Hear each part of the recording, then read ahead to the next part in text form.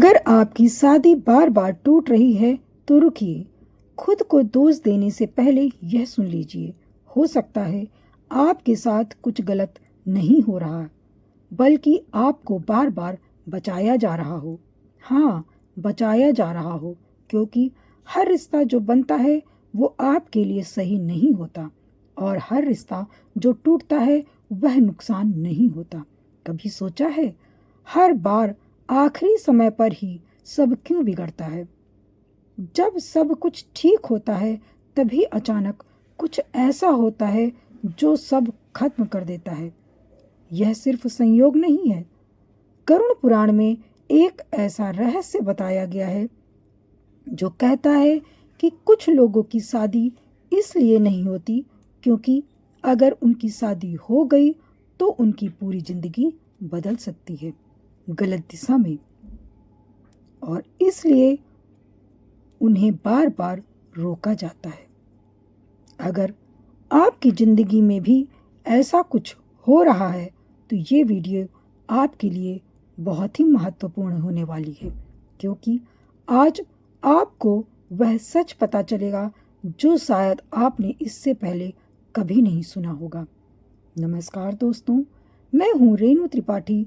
आप सभी लोग देख रहे हैं रेणु त्रिपाठी भक्ति सागर चैनल को, जहाँ पर कथा नहीं बल्कि कथा के साथ अनुभव सुनाया जाता है, जहाँ भक्ति शब्दों में नहीं बल्कि आस्था में बसती है, और जहाँ पर हर वीडियो आपको दिन प्रतिदिन भगवान के और करीब ले जाता है। तो चलिए आगे बढ़ते हैं। गरुड़ पुराण के एक अत्यंत गूढ़ और रहस्यमयी प्रसंग में वर्णित है कि जब गरुड़ जी ने भगवान विष्णु से यह प्रश्न किया कि हे प्रभु, मृत्यु लोक में विवाह क्यों होता है और किन लोगों का विवाह कभी नहीं हो पाता, तब भगवान विष्णु ने गहन रहस्य प्रकट करते हुए कहा, हे गरुड़, यह सृष्टि केवल इस जन्म के कर्मों से नहीं चलती, बल्कि प्रत्येक जीव अपने अपने अनेक अनेक जन्मों के अधूरे बंधनों और ऋणों को लेकर जन्म लेता है। विवाह भी उसी कर्म ऋण को पूर्ण करने का एक साधन है। जिन आत्माओं के बीच प्रेम, पीड़ा, वचन या विश्वास का अधूरा संबंध रह जाता है, उन्हें पुनः मिलाया जाता है ताकि वे अपने कर्मों का संतुलन स्थापित कर सकें। इसलिए कुछ लोगों का विवाह सहजता से हो जाता है क्योंकि उनके बंधन स्पष्ट और निश्चित होते हैं, परंतु जिन आत्माओं ने पूर्व जन्म में प्रेम का अपमान किया हो, किसी के हृदय को छल से तोड़ा या अपने संबंधों को अधूरा छोड़ दिया है, उनके कर्म इतने उलझ जाते हैं कि अगले जन्म में उनके विवाह के मार्ग में अदृश्य बाधाएं उत्पन्न होती हैं। वे बार बार प्रयास करते हैं, किंतु प्रत्येक बार कोई न कोई विघ्न उनके मार्ग को रोक देता है, मानो कोई अदृश्य शक्ति उन्हें उस बंधन में प्रवेश करने से रोक रही है, क्योंकि उनके कर्म अभी संतुलित नहीं हुए। परंतु हे गरुड़, यह भी एक परम सत्य है कि सभी अविवाहित आत्माएं दोषी नहीं होती।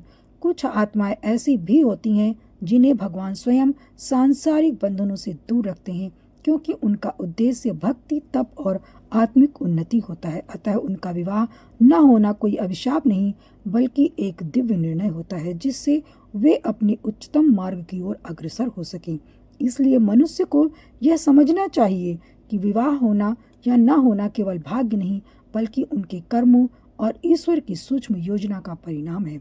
और जब समय, कर्म और भाग्य एक साथ संतुलित होते हैं, तभी जीवन में वह बंधन स्थापित होता है जिसे हम सब कहते हैं विवाह।